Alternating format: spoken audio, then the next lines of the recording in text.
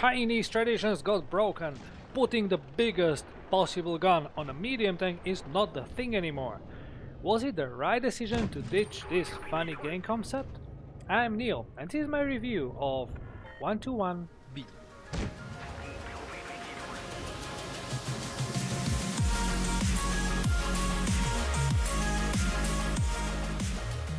History is sometimes funny, and naming of the tanks as well. After Sino-Soviet split in 1963, the China's army stagnated and it wasn't able to rely on Soviet's technologies, on the new ones. The development of the new tank was just one reasonable decision they made. So in 1965, the development of a new tank based on Type 59 started, and it got internal name WZ-121. The first prototype was finished in 1966, and in the same year the Chinese Cultural Revolution started, and no wonder this project significantly slowed down. The production version of the tank was finished in 1974, and it was officially named Type 69. So how WZ-121B comes into this? Well, in early 1980s, the relations with Western world relaxed a bit, and China got in touch with new technologies including L7 Royal Ordnance gun. As you would expect from China, from the times, they didn't really bought those guns, they made knockoffs. Development of incorporating these modern technologies into Type 69 started in 1982 and got actually designation 121D. Yeah, D, not a B. So my assumption here is 121B was a prototype of Type 69 with real L7 gun, and 121D is the one with the copied version of it. But that's my assumption, otherwise the 121B in Blitz would have no real historical background. Anyways, the prototypes were finished in 1983 and final version was put into production in 1984, and it got another name, a Type 79. Interesting fact here, all WZ-121 prototypes got destroyed during nuclear tests. Moving on to World of Tanks Blitz, 121B is a tier 10 medium tank, and as the name indicates, it is close relative to WZ-121. Or is it? The most noticeable change here is the gun, obviously, and instead of 122mm, what we are used to playing Chinese mediums, we got already well-known L7 gun, very similar to the Leopard 1, STB-1 or FP-4202. Very similar penetration, which sits right in the middle of the medium class. Average alpha damage as well as shell velocity. Even DPM is rather average now, not like WZ-121, which really lacks DPM. Thanks to this change, 121 basically became less punchy and a bit more serious.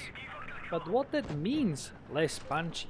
122mm cannon used to sound impressive in Tier A. With Chinese mediums Tech 3, we used to bring top caliber guns. When everyone else brought 90mm, we brought 122. The gun didn't change much though over the tiers, so 400 damage per shot is not very far off from 350 as many other mediums do, so is 400 damage per shot worth sacrificing a DPM? Well, I don't think so. Gun handling got worse and better at the same time. Aim time is not ridiculously fast as on WZ-121, but it is still one of the fastest in the tier, and only T62A can keep up. Gun dispersion got significantly better, yet average and gun depression of 6 degrees is not something impressive either.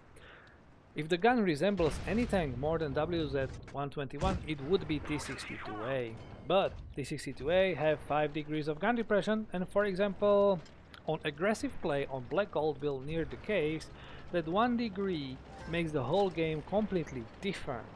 Where T62A have to peek out, 121B doesn't. In many other cases, 62 have just better gun in every aspect.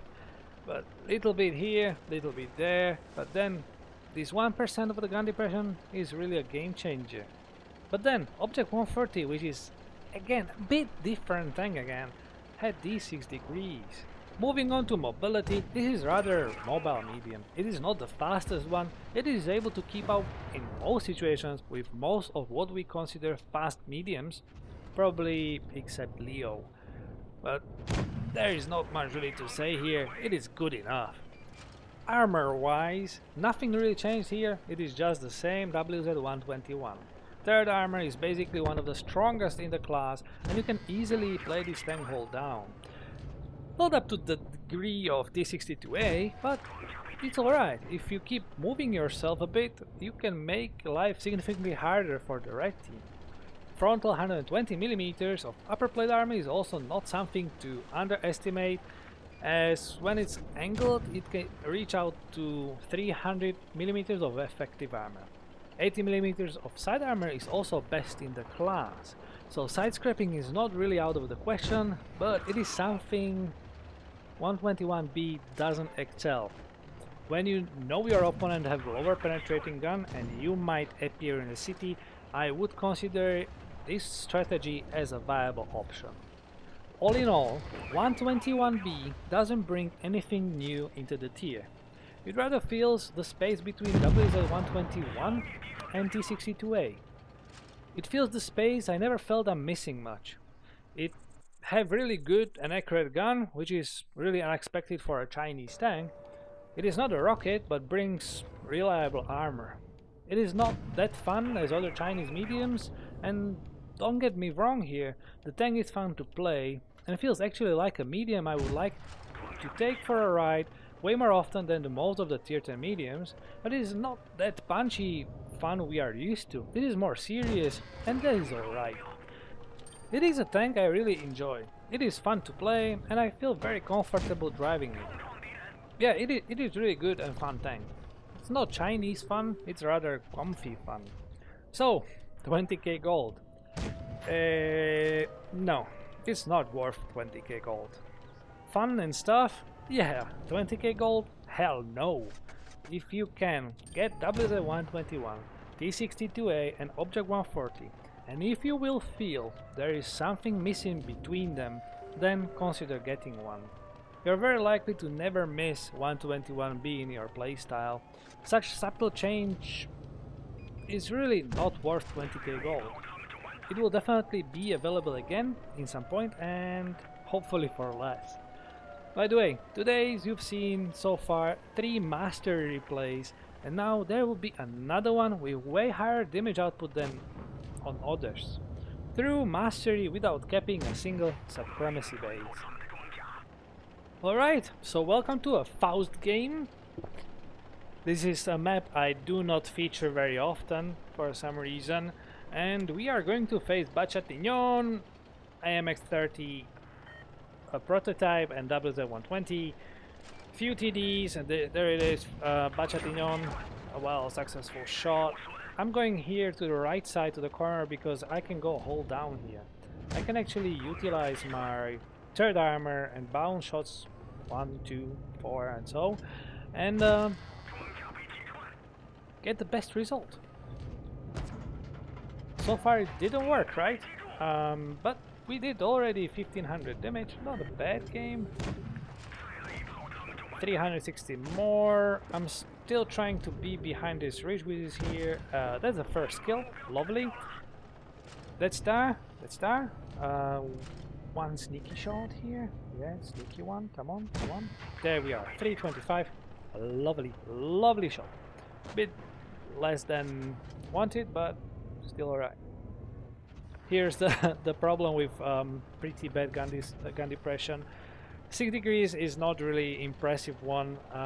So what you can do, you have to adapt.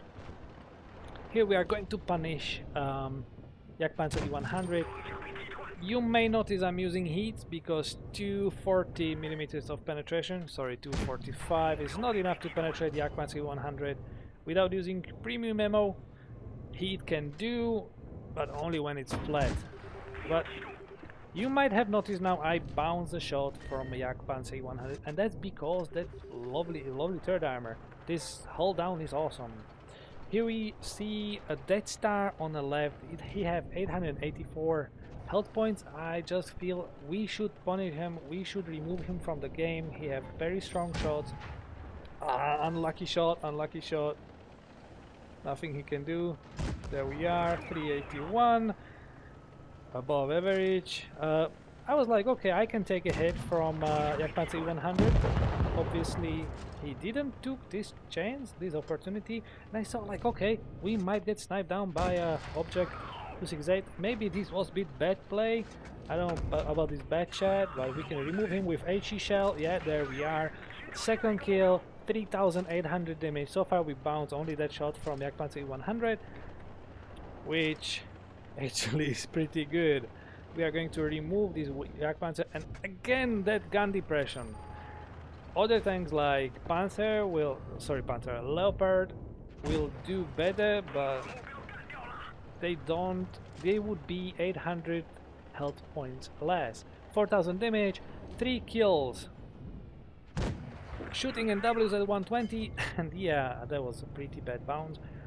And you see, we can use even just standard ammo to shoot for the weak spots of IS-4. Going to help this E3. Unlucky shot, but yeah, what you can do. And we are going just to finish this WZ-120. He have no chance here. We are going to bounce one more shot because that trollish armor. Yeah, there we are. Lovely.